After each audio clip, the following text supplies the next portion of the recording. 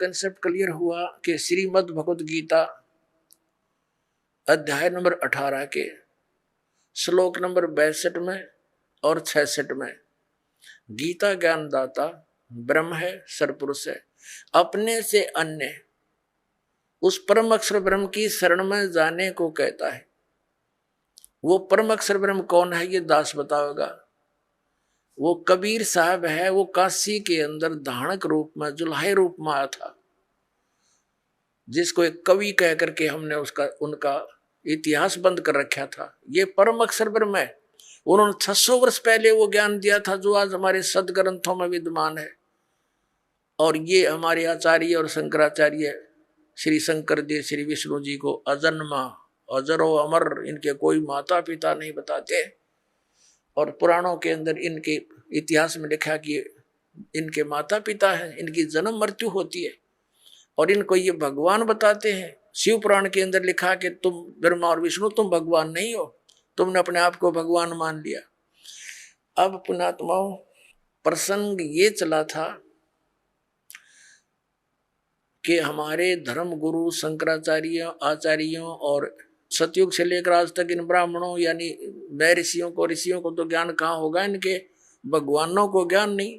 जिनको ये भगवान बताते हैं विष्णु और शंकर जी को और ब्रह्मा जी को, और इनको ये भगवान बताते हैं, ये मालिक बताते हैं, और ये भगवान नहीं है, ये प्रमाण है पुराण में। अभी कंसेप्ट क्लियर करते पुणात्माओं, एक समय श्री ब्रह्मा जी और विष्णु जी का आपस में युद्ध हो गया।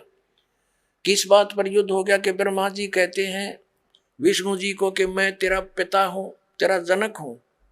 विष्णु जी कहते हैं मैं तेरा पिता हूं, मैं तेरा जनक हूं। इस प्रकार दोनों का युद्ध हो गया। इनके दोनों के युद्ध को समाप्त कराने के लिए ऊपर से इनके पिता ने, इस ब्रह्म ने, सरपुरुष ने इनके बीच में एक सतम खड़ा कर दिया, लिंग, बहुत बड़ा पिलर तेजों में। इन्होंने लड़ना तो छोड़ दिया, उसका और छोर खोजने लगे। फिर यहां पर यह प्रकट हो गया शिव जी का रूप धारण करके। ये ऐसे छल करता है, इसने प्रतिज्ञा कर रखी है कि मैं अपने वास्तविक काल रूप में कभी किसी के सामने प्रकट नहीं होऊंगा।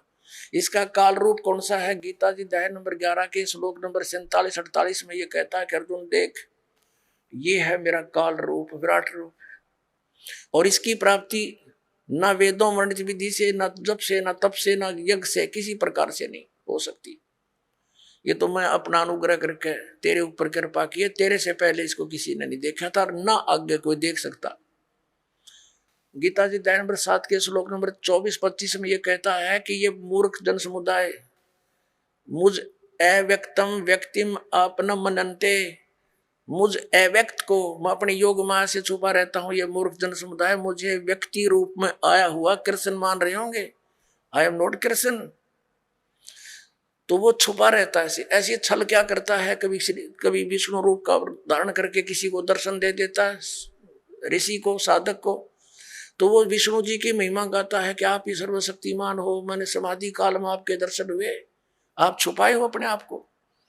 ऐसे ही कोई साधक साधना कर रहा है ब्रह्म की, तो उसको ब्रह्मा के रूप में दर्शन दे देता है।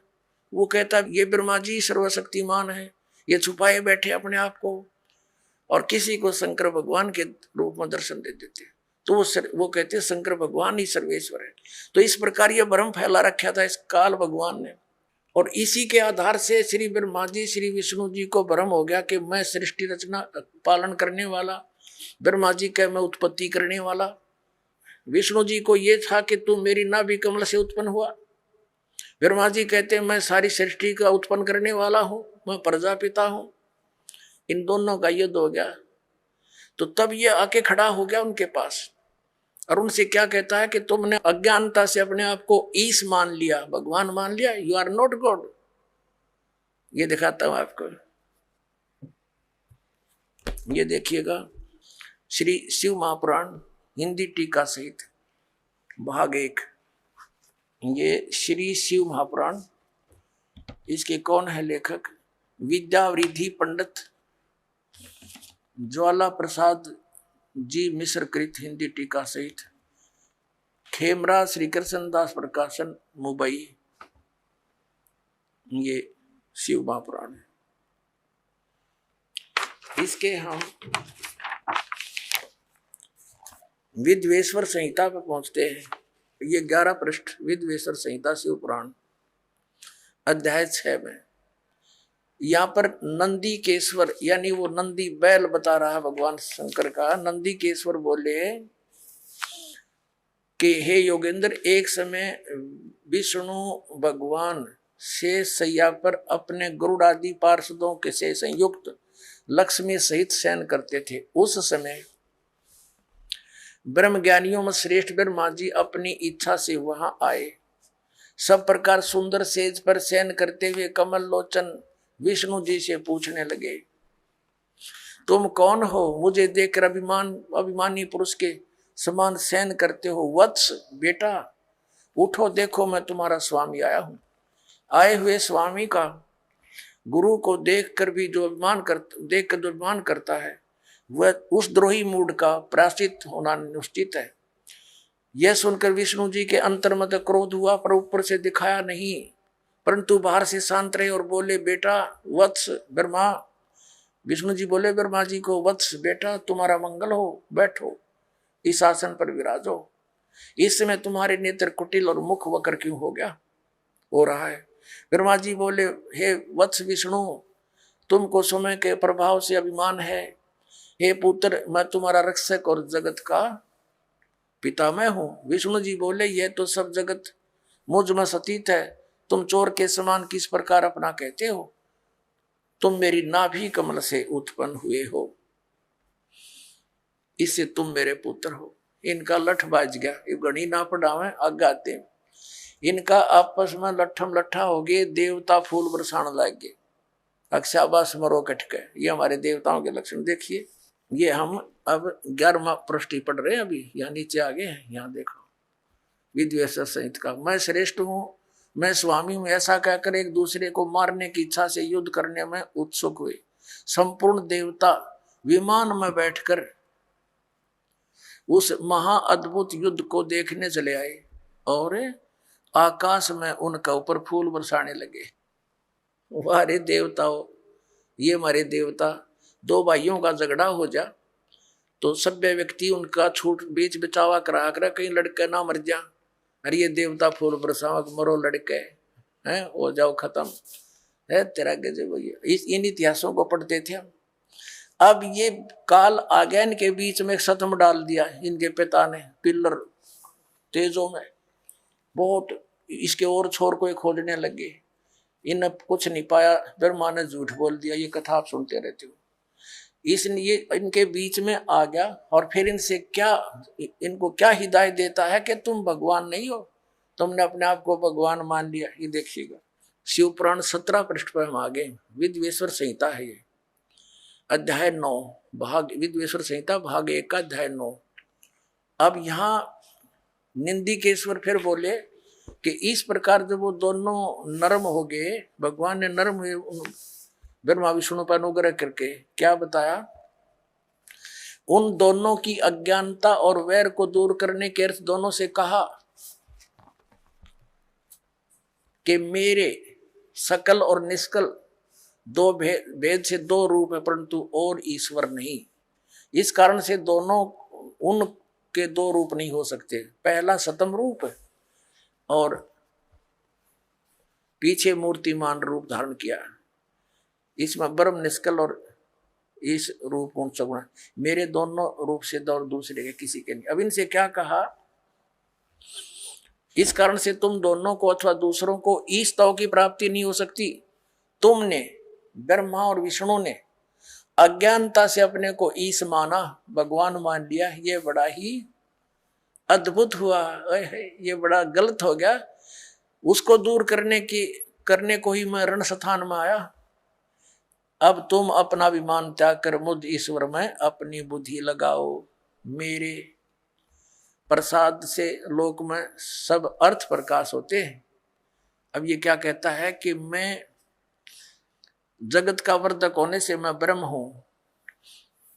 आप आगे दिखाता हूं आपको। ये अध्याय, ये प्रश्न नंबर 18 पर देखिएगा, अध्याय नंबर 10 का। और यहां हम आ जाते हैं।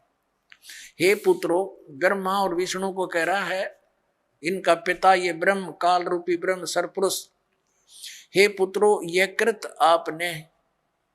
आपने तप से प्राप्त किया है, जिसको सृष्टि की उत्पत्ति और प्रलय पालन कहता है। विष्णु और ब्रह्मा जी को इनका पिता ये काल कह रहा है कि तुमने ये कृत आपने तप से प्राप्त किए हैं, जो कि सृष्टि की उत्पत्ति और पालन कहता है, जो मैंने प्रसन्न होकर तुम्हें दिया। इसी प्रकार दूसरे दो कृत रुद्र और महेश को प्रदान किए, परंतु अनुग्रह कृत कोई भी पाने को समर्थ नहीं है। अब इसमें दास तो कहना चाहा था कि दो तो ये ब्रह्मा विष्णु हो गए, और रुद्र और शिव ये दो नारे हो गए, ये चार हो गए, और पांचवा ये बोल रहा है। ये पांचवा जो बोल रहा है ये इनका पिता है, ये सरपुरुष है, और वहां ये शिव रूप में खड़ा हो गया इनके पास आकर। ये ऐसे ही धोखे से काम करता है, अपनी वास्तविकता से परिचित नहीं होने देता। ब्रह्मा और विष्णु ने शंकर भगवान मान लिया। अब आगे देखना ये क्या कहता है। ये काल जो इन चारों को संबोधित कर रहा है, वो कहता है कि मेरा ओंकार मंत्र है। ये अब हम 19 पृष्ठ पर आ गए, 18 पढ़ लिया। विद्वेश्वर संहिता अध्याय 10 ही चल रहा है। यहां देखना, यहां इस कारण उस ज्ञान की सिद्धि के निमित्त ओंकार नामक मंत्र जप करो, अभिमान को दूर करने वाला है, सोई निज मंत्र उपदेश करते हैं। यह ओंकार मेरे मुख से उत्पन्न होने से मेरे ही रूप का बोधक है, महामंगल करने वाला है। यह वाचक है, मैं वाच्य हूं। यह मंत्र मेरा आत्मा है, उसके स्मरण से मेरा स्मरण होता है। उत्तर के मुख से अकार, पश्चिम के मुख से उकार, दक्षिण के मुख से मकार, पूर्व के मुख से बिंदु, मध्य के मुख से नाद उत्पन्न हुआ। इस प्रकार 5 प्रकार से ये निर्गत हुआ। वह सब एक होकर ओम ऐसा एक अक्षर हो जाता है। यह सब नाम रूपात्मक। अब कहने का भाव ये है कि ये ओम एक अक्षर इस ब्रह्मा विष्णु महेश के पिता का है। ये हो गया स्पष्ट। अब हम आते हैं पुनः देवी पुराण पर। अब इससे क्या सिद्ध हो गया कि ब्रह्मा विष्णु रुद्र और ये महेश ये भगवान नहीं है। इनका पिता खुद कह रहा है कि यू आर नॉट गॉड। अरे हमारे आचार्य शंकराचार्य हिंदू धर्म के धर्मगुरु यही नहीं को भगवान बता के हमें मूर्ख बना रहे। आज तक इनका कख नहीं पता था, इनको वेदों गीता और पुराणों का। बताओ पुण्यात्माओं, इनने हमारे भोलेपन का नाजायज फायदा उठाया। इन नकली गुरुओं ने बैठा दिया, पूरा मानव समाज भूत बनवा दिया। फिर उनकी पूजा करवाते हैं, श्राद्ध निकालो, पिंड भरवाओ। अब जो साधना दास बताएगा उसमें ना तो कोई भूत बने, फिर कोई क्रिया की जरूरत नहीं उनकी। अब देखिए श्रीमद् भगवत गीता में हम फिर आते हैं। प्रसंग ये चला था आज के इन हमारे आचार्य और शंकराचार्य धर्मगुरुओं को तो ज्ञान कहाँ होगा, इनके भगवानों को ज्ञान नहीं, जिनको ये भगवान बताते हैं। और वो भगवान नहीं, ये सिद्ध हो गया कि ये भगवान नहीं है। और इनको ये भगवान बताते रहे, ईश बताते रहे। अब सतयुग के ब्राह्मणों ने ज्ञान नहीं। बताओ, सतयुग से लेकर आज तक ब्राह्मणों ने ज्ञान नहीं वेदों का। जब देखिएगा श्रीमद् देवी भागवत गीता प्रेस ग्रुप से प्रकाशित, केवल हिंदी। इसके संपादक हनुमान प्रसाद पोदार, चिमनलाल गोस्वामी। ये गीता प्रेस गोरखपुर से प्रकाशित है। इसके हम 414 पृष्ठ पर आते हैं। ये 414 पृष्ठ है श्री संक्षिप्त देवी भागवत और छठा स्कंद। अब यहां से पढ़ेंगे। जन्मेजय ने पूछा, महाभाग किस युग में कैसा धर्म का स्वरूप है, इस संपूर्ण विषय को विशेष रूप से बताने की कृपा कीजिए। व्यास जी बोले, राजन, ये निश्चय कि सतयुग में ब्राह्मण वेद के पूर्ण विद्वान थे। उनके द्वारा निरंतर भगवती जगदम्बा की आराधना होती थी। भगवती का दर्शन करने के लिए उनका मन सदा ललायित रहता था। प्रत्येक गांव में शक्ति यानी दुर्गा का मंदिर का उद्घाटन हो, ये इस विषय की उनके मन में बड़ी उत्सुकता थी। बता, ये सतयुग के ब्राह्मण खाक विद्वान थे। कहते हैं व्यास जी का ज्ञान देख लो कि सतयुग के ब्राह्मण वेद के पूर्ण विद्वान थे और दुर्गा की भक्ति करते थे। अरे तेरा फूटे बाग हमारे, इसे आचार्य हमारे। अब दुर्गा तो कहती है कि वेद उस ब्रह्म की पूजा करो, ओम नाम है, नथिंग एल्स, और सब बातें त्याग दो। तो क्या ये सतयुग से लेकर आज तक ये ब्राह्मण लोग वेदों और गीता और पुराणों से ये अपरिचित थे? इन्होंने अपना भी नाश कर हमारा भी बैठा दिया। अब अपना भी भक्ति नाश किया, अपना जीवन नष्ट किया, और साथ में यजमानों को भी ले डूबे। ये तो सतयुग के ब्राह्मणों के विषय में। अब कलयुग के ब्राह्मणों की जानकारी जो वर्तमान के शंकराचार्य और आचार्य तकरीबन ये ब्राह्मण ही है, ब्राह्मण वर्ण के। अब यहां देखो, वही छठा अध्याय चल रहा है, पृष्ठ 414 पर हम यहां पढ़ रहे थे। अभी ये हमने पढ़ लिया, अब यहां आ गया। व्यास जी कह रहे हैं कि धर्म की यही स्थिति त्रेता में रही, परंतु कुछ ह्रास हो गया। सतयुग की जो स्थिति थी वो द्वापर में विशेष रूप से कम होगी। राजन, उन प्राचीन युगों में सतयुग त्रेता द्वापर में जो राक्षस समझे जाते थे, वे कलयुग में ब्राह्मण माने जाते हैं। ओए होए, क्योंकि अब के ब्राह्मण प्राय पाखंड करने में तत्पर रहते हैं। दूसरों को ठगना, झूठ बोलना और वैदिक धर्म कर्म से अलग रहना कलयुगी ब्राह्मणों का स्वाभाविक गुण बन गया है। पुण्यात्माओं, अब ये इतिहास है हमारे हिंदू धर्म के धर्म गुरुओं का, इनके द्वारा दिए गए स्पिरिचुअल नॉलेज का। इन आचार्य और शंकराचार्य और हमारे धर्म गुरुओं को कख नहीं पता था हमारे सदग्रंथ क्या बताते हैं। और ये के लोक वेद सुनाया करते थे। ये क्या कहते हैं कि जीव ही ब्रह्म है, अहम आत्मा ब्रह्म, ये आत्मा ही परमात्मा है। और फिर दूसरी तरफ कहते हैं श्री कृष्ण की, श्री विष्णु जी की और श्री शंकर भगवान की पूजा करनी चाहिए। बताओ, और उधर देवी की पूजा करते हैं और इनको भगवान बताते हैं। इनके विषय में लिखा है, स्पष्ट है कि ये भगवान है ही नहीं, जिनको ये भगवान बनाकर हमें पूजवाया करते थे। तो पुण्यात्माओं, ये सौभाग्य आपका कि परमात्मा ने आपको शिक्षित किया, इस दास को अध्यात्म ज्ञान युक्त किया। अब देखना पूरे विश्व में यह ज्ञान जाएगा।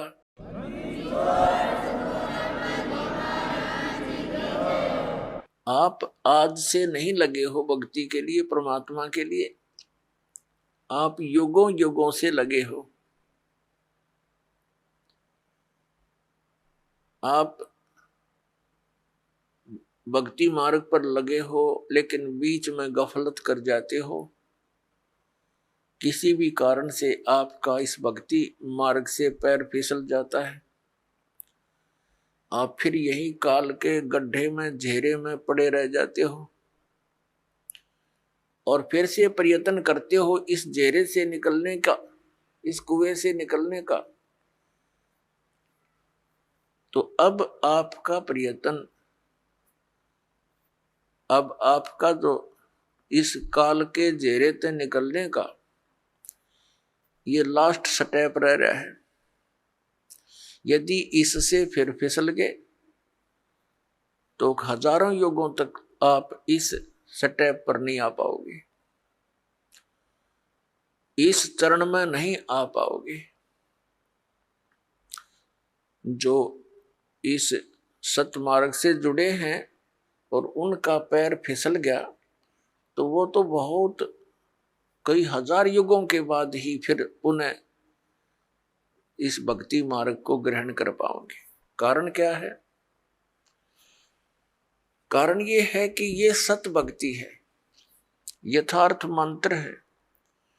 इनके जाप करने से आपकी कमाई ढेर सारी होती है, बहुत ज्यादा हो जाती है, और इसका हमने संग्रह करके सतलोक जाना था इस भक्ति की कमाई के बल से, और ये अंतिम सांस तक हमने संग्रह करना था इसका। और हम किसी भी कारण से परमात्मा के इस मार्ग से विचलित हो जाते हैं अंतिम सांस तक कभी भी, तो फिर हम यही रह जाएंगे।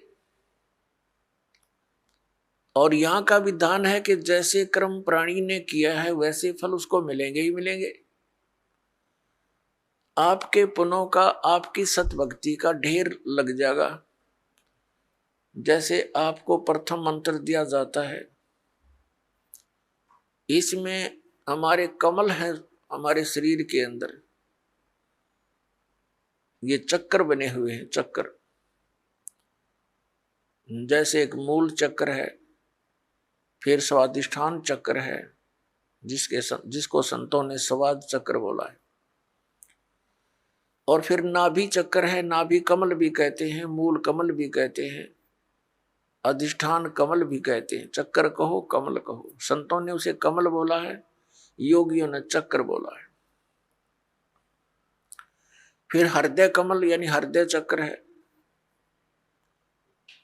फिर कंठ कमल है यानी कंठ वाला चक्र है, और फिर त्रिकुटी कमल है। तो इस प्रकार हमारे शरीर में ये जितने भी कमल चक्र हैं, इन पे एक एक देवता का आधिपत्य है। मूल चक्र के ऊपर, मूल कमल के ऊपर गणेश जी का बैरियर है, ये समझ लो ये बैरियर है।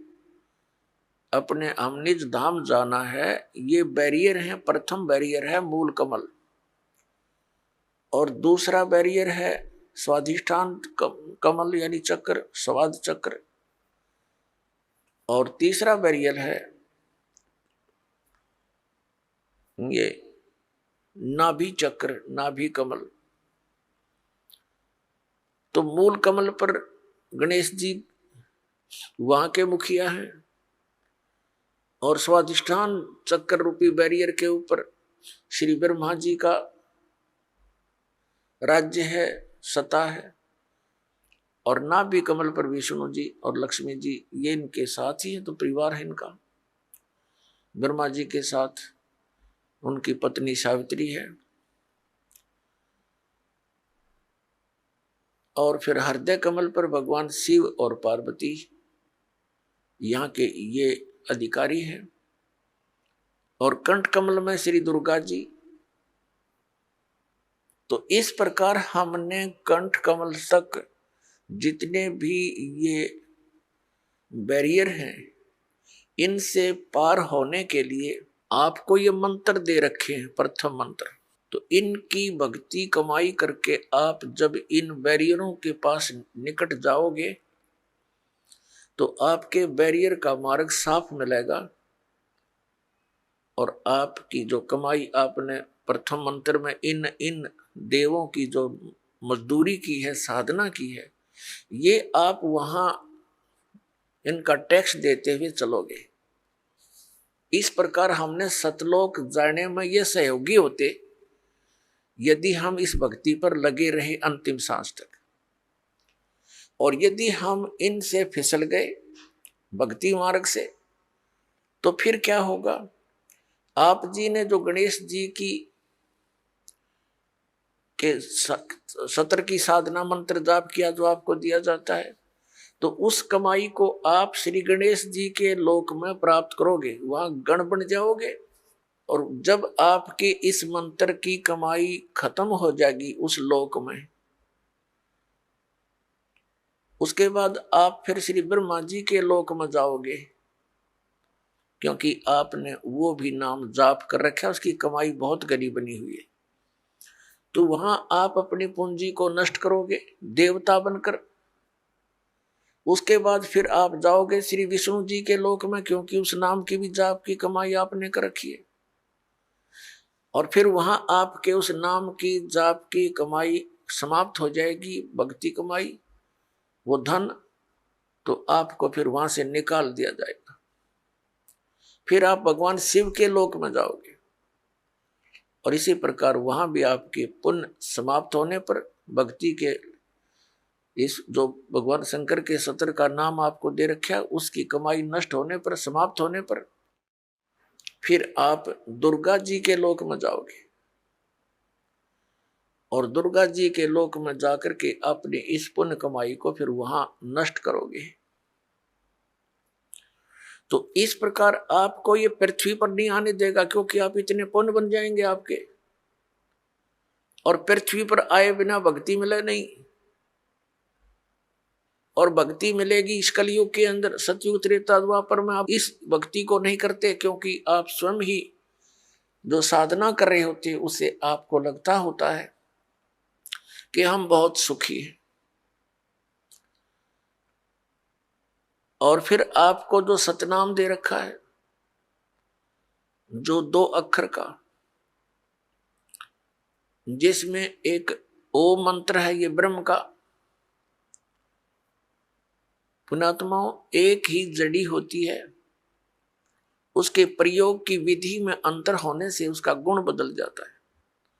तो यही समझ लेना कि जो मंत्र आपको प्रथम मंत्र में दिए हैं, वहां उस विधि से जाप करने से उसका गुण वही है। अब इस मंत्र में जो सतनाम बनाकर आपको दिया है, इसकी साधना करने से, इस विधि से इसका गुण अन्य होता, लाभ भिन्न होता है। कई बोली आत्मा, क्योंकि हम युगों युगों से अज्ञान से परिपूर्ण हैं, अब ये तत्व ज्ञान प्राप्त हुआ है तो हम वकील बन जाते हैं उस अज्ञान आधार से। तो उसमें आप जी ने ये सोचना चाहिए, यदि हम विद्वान होते तो हमें ये ज्ञान पहले ही प्राप्त होता। आप विद्वान नहीं, बुद्धिमान अवश्य, लेकिन उस बुद्धि का दुरुपयोग करके आप भगवान से दूर हो जाओगे। इस दास ने जो मार्गदर्शन किया है, ये गॉड गिवन है, ये किसी डोम बाट के गीत नहीं है। तो इसके अंदर आप जी ने बिल्कुल सोचना बंद कर देना चाहिए। उपदेश लेने के बाद, उपदेश लेने से पहले आप बिल्कुल वकील बने रहो, खूब अच्छी तरह निरीक्षण करो हर एक बात का, और तब दीक्षा ग्रहण करो। दीक्षा ग्रहण करके यदि गुरु जी के वचनों में आपको अविश्वास होता है तो आपका नाम खंडित हो जाता है, भगवान से दूर हो जाते हो। इसलिए दास सबसे पहले आपको ज्ञान ग्रहण करने के लिए पुस्तकें देता है, सीडी बना रखी है, ये सुनो, देखो, मिलाओ दूसरे संतों से, और जब आपको संतुष्टि हो जाए कि ये मार्ग फाइनल है, सही है, तो दीक्षा लो, अन्यथा मत लो। तो जो दास फिर आपको जो भी ज्ञान दे, आप एक अच्छे विद्यार्थी की तरह निसंशय होकर सुनो, श्रद्धा से सुनो, ब्लाइंड फेथ करके सुनो। पुण्यात्माओं, श्रद्धालु हमेशा अपने गुरुजी के वचन पर अंधविश्वास करता है और वही सफल होता है। लेकिन इस गुण का इन नकली गुरुओं ने दुरुपयोग कर लिया। जितने भी आप देखते हो ये संत और इनके पास गए हुए डिवोटी कितने समर्पित हैं। वो गुरुजी जो भी ज्ञान बताते हैं शिरोधार्य होता है। उनके विषय में कोई कहता है, जैसे तत्व ज्ञान के आधार से हमारे भक्त उन अन्य संतों के शिष्यों को बताते हैं कि आपकी साधना ठीक नहीं, आपके गुरुजी के पास मोक्ष मार्ग नहीं, तो वो बहुत दुखी हो जाते हैं और कहते हैं आप मेरे गुरुजी के बारे में कुछ ना बोलो। तो पुण्यात्माओं, वो ड्यूटी तो सही है, उनका आस्था होनी ही चाहिए, लेकिन वो नकली गुरुओं के पास वो श्रद्धा बनाए बैठे। अब जैसे आम के पौधे को बीज कर यदि कोई ये आस्था लगाए बैठा है कि मैं आम खाऊंगा, इसके आम लगेंगे बड़ा होकर, तो वो बिल्कुल सही है, उसका बिल्कुल सही उद्देश्य है और ठीक उसकी क्रिया है। और यदि बबुल का पेड़ पौधा बो करके और वो ये कहता है कि ये बड़ा होगा, इसके आम लगेंगे, और उसको कोई जानकार व्यक्ति ये सलाह देता है कि ये आम का पौधा नहीं है, इसको आम नहीं लग सकते, और वो ये कहे कि तू मेरी भक्ति मार्ग को यानी मेरे पौधे को गलत मत बता, तो वो उसकी एक तो श्रद्धा है, जिस व्यक्ति ने उसको आम का पौधा बता करके बबूल दे रखा है, वो पूरा विश्वास किए बैठा है उस नकली आदमी पर। तो उस व्यक्ति को चाहिए कि इस व्यक्ति ने मेरे पौधे को ये बबूल क्यों बताया, उसकी फिर पूरा निरीक्षण करना चाहिए, तब उसकी सिंचाई करे, ना तो बबूल बोने का क्या यूज। तो जैसे भी किसी को ये शंका उत्पन्न करता है कोई कि भी आपका भक्ति मार्ग ठीक नहीं, तो उससे पूरा पूछे, अच्छी तरह निरीक्षण करे और फिर इन सदग्रंथों से मेल करे, क्योंकि किसी के लोक वेद से यानी कहने सुनने मात्र से अपने पद से डगमग होना ठीक नहीं। अपने आत्मा ये दास आपको जो ज्ञान देता है ये शास्त्र अनुकूल है। पवित्र श्रीमद् भगवत गीता, पवित्र चारों वेद और पवित्र पुराण, ये एक पवित्र हिंदू धर्म के श्रद्धालुओं के लिए शिरोधार्य है। शिरोधार्य का अर्थ होता है इनमें जो लिखा है वो सत्य है, और इससे बाहर कोई बताता वो असत्य है। असत्य डुप्लीकेट और सत्य ओरिजिनल। तो ओरिजिनल वस्तु से लाभ होगा, डुप्लीकेट से नहीं होगा। श्रीमद् भगवत गीता अध्याय नंबर 16 के श्लोक 23-24 में स्पष्ट किया है कि अर्जुन, शास्त्र विधि को त्याग कर जो मनमाना आचरण करते हैं उनको न तो कोई सुख प्राप्त होता है, न उनकी गति होती है, और न ही कोई सिद्धि को प्राप्त होते हैं, अर्थात यूजलेस। तो फिर फायदा क्या उस भक्ति के करने का। तो गीता अध्याय नंबर 16 के श्लोक नंबर 24 में तुरंत कहा कि इससे तेरे लिए अर्जुन कर्तव्य और अकर्तव्य की व्यवस्था में, यानी कौन सी भक्ति करनी चाहिए और कौन सी ना करनी चाहिए, सदग्रंथ ही प्रमाण है, उनको आधार मानना। सदग्रंथों के विपरीत कोई ज्ञान देता है उसको स्वीकार मत करना, वो गुरु ठीक नहीं। भावार्थ ये है इस पवित्र सदग्रंथ के इस श्लोकों का। तो पुण्यात्मा, ऐसे तो आपको भी कोई कह सकता है कि आपके गुरु जी का ज्ञान ठीक नहीं, तो उसे प्रमाण लीजिए और फिर अपने प्रमाण दीजिए, और फिर भी आपको कोई भिन्नता लगे तो बेशक किसी को स्वीकार कर लीजिए। लेकिन दास ये दावे के साथ कहता है कि इस विश्व के अंदर इस दास के अतिरिक्त न तो तत्व ज्ञान है और न ही भक्ति का कोई मंत्र समाधान है। सबके पास यूजलेस मंत्र है, मोक्षदायक नहीं है, वो सब झूठे और गलत मंत्र है, शास्त्र विरुद्ध ज्ञान है। ये ढोल के डंके पर कहते हैं। और ऐसा है तो प्रमाण दे कोई हमारे सामने आए। हमने अध्यात्म ज्ञान चर्चा का एक प्रोग्राम चलाया, उसमें सामने आए और अपना पक्ष प्रस्तुत करे। तो दास जो आपको कहना चाह रहा है वो इस विषय में है कि जो भक्ति आप करते हो और जो साधना ये दास बताता है उसके ऊपर आपको अविश्वास नहीं होना चाहिए, विशेषकर उपदेश प्राप्त करने के बाद। अगर फिर भी वो कोई अग्रम मग्रम करता, वो चातुर प्राणी है,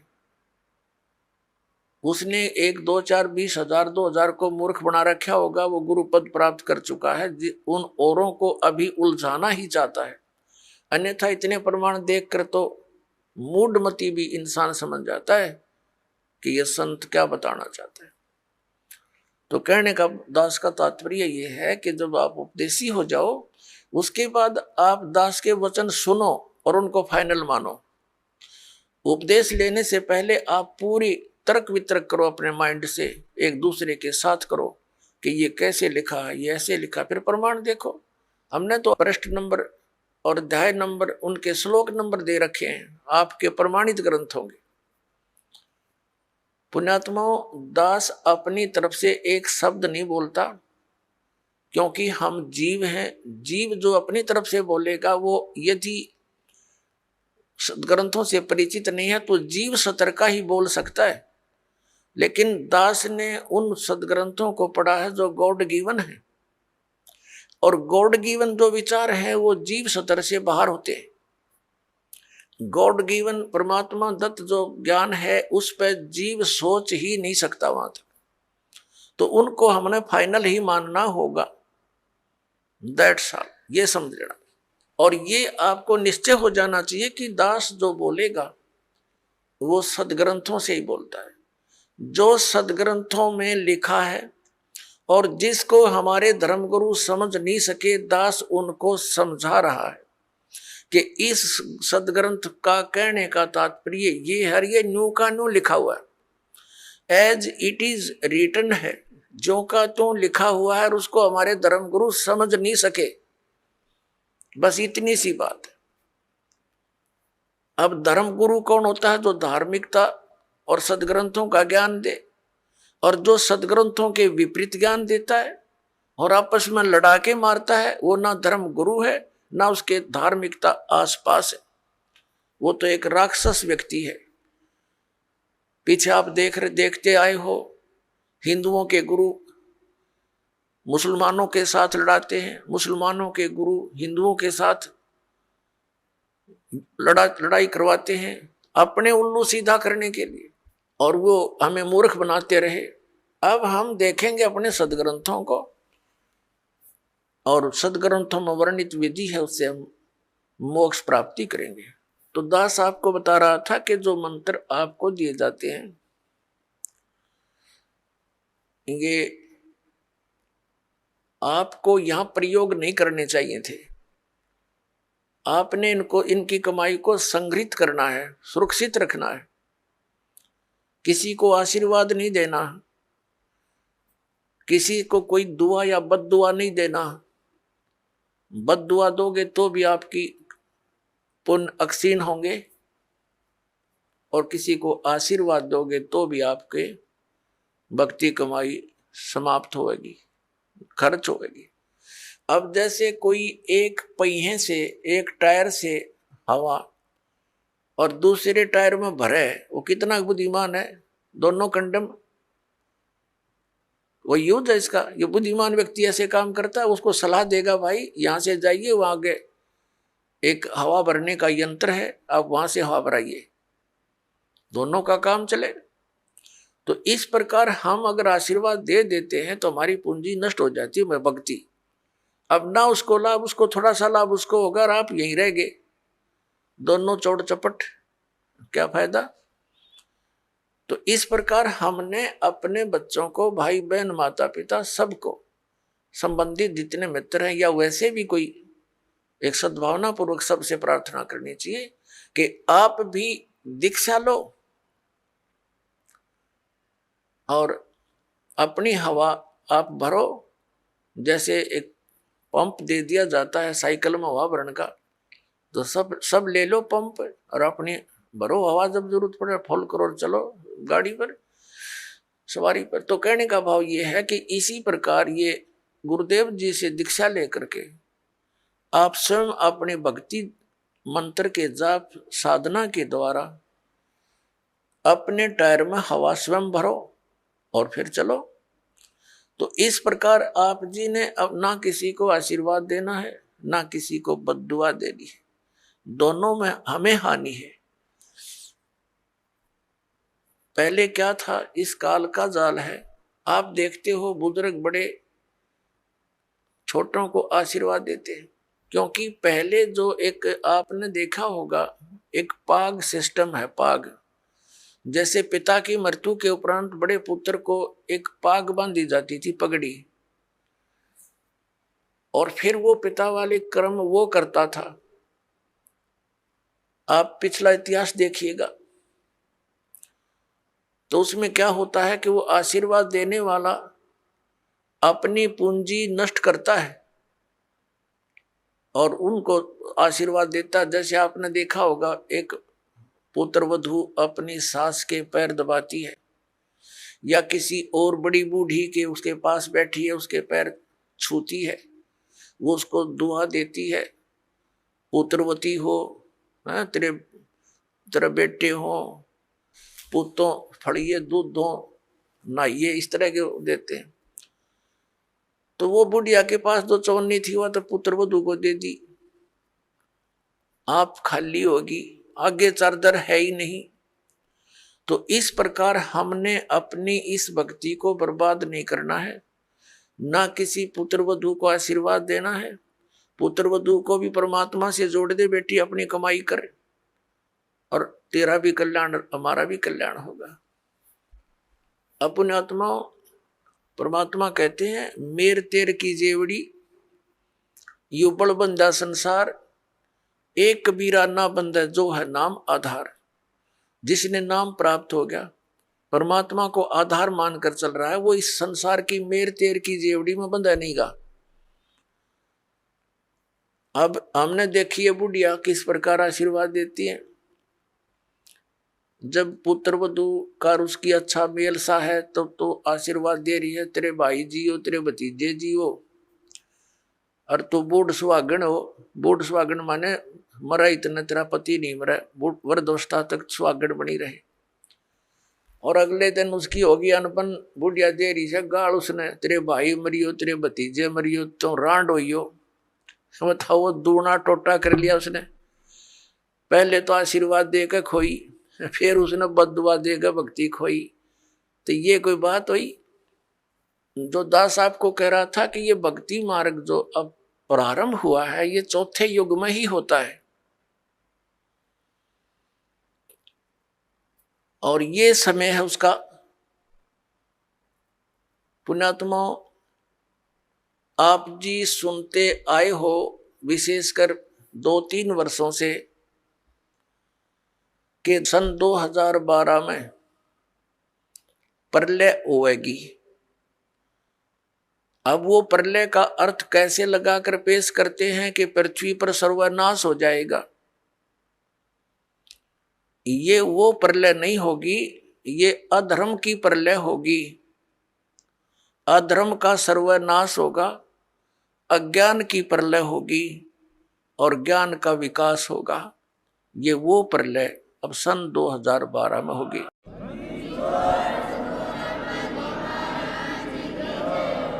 श्रीमद् भगवत गीता अध्याय नंबर 4 के श्लोक नंबर 7 में कहा है, यदा यदा ही धर्मस्य ग्लानि भवति भारत। जब जब धर्म के अंदर नफरत पैदा हो जाती है, अधर्म बढ़ जाता है, धर्म का नाश हो जाता है, तो काल भगवान कहता है तब मैं अपने अंश अवतार सृजन करता हूं, भेजता हूं। अपने आत्माओं, आप जी को दास बार बार बताता है, हम काल के लोक में रह रहे हैं, सरपुरुष के लोक में। और गीता जी का ज्ञान ये काल भगवान यानी ब्रह्म श्री कृष्ण जी में प्रवेश करके बोल रहा है।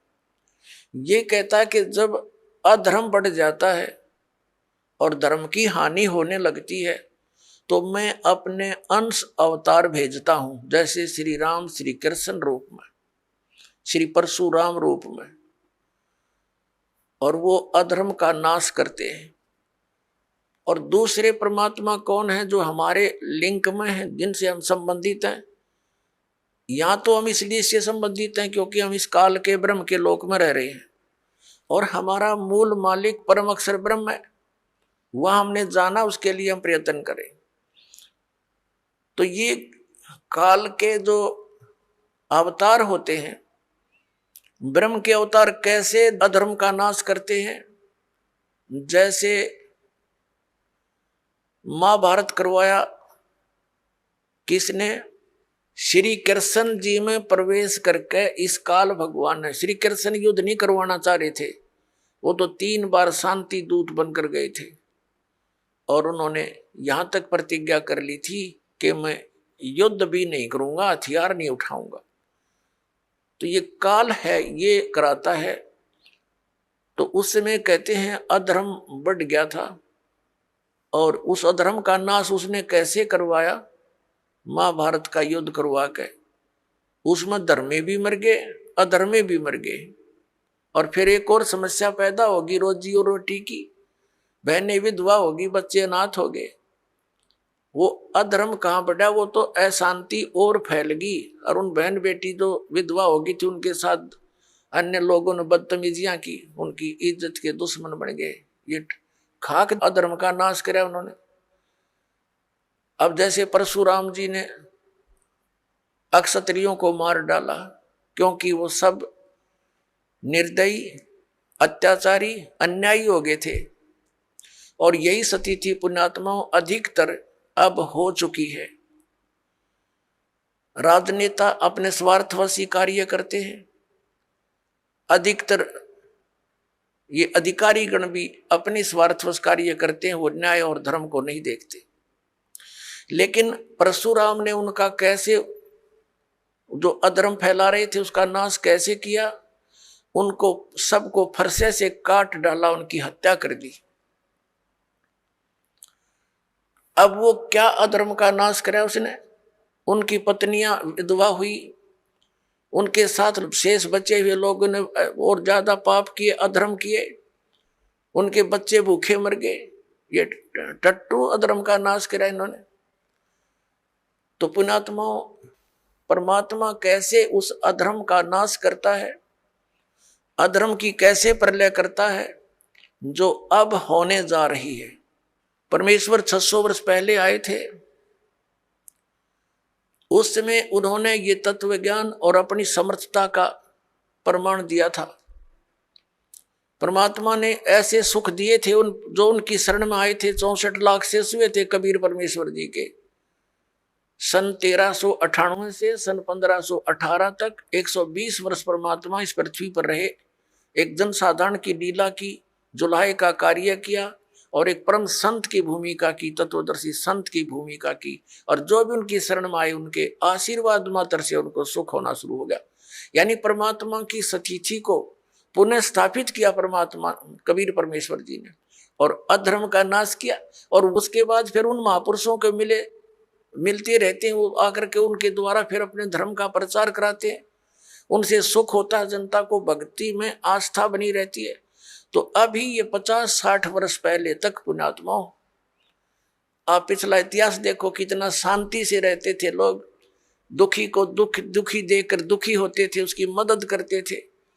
एक घर में कोई अभाव होता किसी वस्तु का तो गांव इकट्ठा हो जाता था और भाई उसकी मदद करो, कोई किसी कारण से कोई उसके ऊपर आपत्ति आई है तो। और अब खुश होते हैं किसी का हानि होती है तो कितना अब बिजली गिर गई। और उन महापुरुषों के द्वारा स्थापित किया हुआ धर्म अभी तक चल रहा था, अब फिर दया करी है दाता ने। ये आप देख रहे हो, क्योंकि दास के जीवन में ये 61वां वर्ष चल रहा है। इससे पहले का भी समय देखा और वर्तमान का समय भी दास देख रहा है। दिन और रात की बिजली गिर गई है, इतना अंतर हो गया। अब परमात्मा अपने भी वो अंश अवतार भेजता है। जैसे आदरणीय नानक साहिब जी आए, पूरे पंजाब क्षेत्र में धार्मिकता को कूट कूट कर भर दिया। लेकिन 10वें श्री गुरु जी जो थे इनके, गुरु गोविंद सिंह जी, उसके बाद कोई संत गुरु ना रहा। केवल गुरु ग्रंथ साहिब को उन्होंने गुरु मानना प्रारंभ कर दिया। अपनी अपनी डफली, अपना अपना राग शुरू हो गया। शराब पीने लगे, मांस खाने लगे। अपने आत्माओं, जैसे गुरु ग्रंथ साहिब क्या है, ये तो एक विधान है भगवान का, और उस विधान को मेंटेन करने के लिए राजा की आवश्यकता होती है, संत की।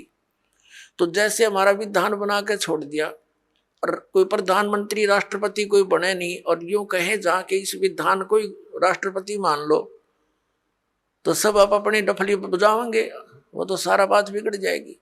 तो उस विधान में जो भी नियम है उनका पालन करवाने वाले संत की आवश्यकता अवश्य पड़ेगी, और तब ये धार्मिकता बनी रहेगी। ये दास का एक संत होने के नाते एक सलाह है और सच्चाई है। तो अब ये कितना अंतर हो गया उसी पवित्र धर्म में। मुसलमान धर्म चला उस समय भी, उसमें कोई ऐसा मांस और शराब का और तंबाकू का बिल्कुल समावेश नहीं था। और अब इसमें भी ऐसे ही बहुत बुराई कर गई। मांस खाते हैं और तम्बाकू पीना, ये तो आम बात हो गई है। तो पुण्यात्मो, अब ये अधर्म का नाश होगा, नास्तिकता का अंत होगा और सब लोग धर्म की तरफ चलेंगे, क्योंकि अधर्म करके सब थक चुके हैं। शराब मांस तम्बाकू पी कर थक चुके हैं, लेकिन इनको कोई विकल्प नहीं दिखता, क्योंकि समाज के अंदर ये बुराई घनी कर करगी और कदम कदम पर आगे साथी मिले हैं पीने और खाने वाले। तो अब ये दास जो ट्राई कर रहा है, कोशिश कर रहा है कि सबद समाज बनाए, और समाज ही बच्चे जो पुण्यात्मा हैं वही अधिक मात्रा में हो जाएंगे बीड़ी शराब मांस तम्बाकू से दूर और सतभक्ति करने वाले। तो धीरे धीरे उन बुराई को हटाएंगे, अन्य को भी दूर करेंगे, वो भी देखम देखा फिर अच्छाई पर लगेंगे। जैसे देखम देखा ये बुराई सब में घर कर गई है। अब प्रसंग तो चल रहा है पुण्यात्माओं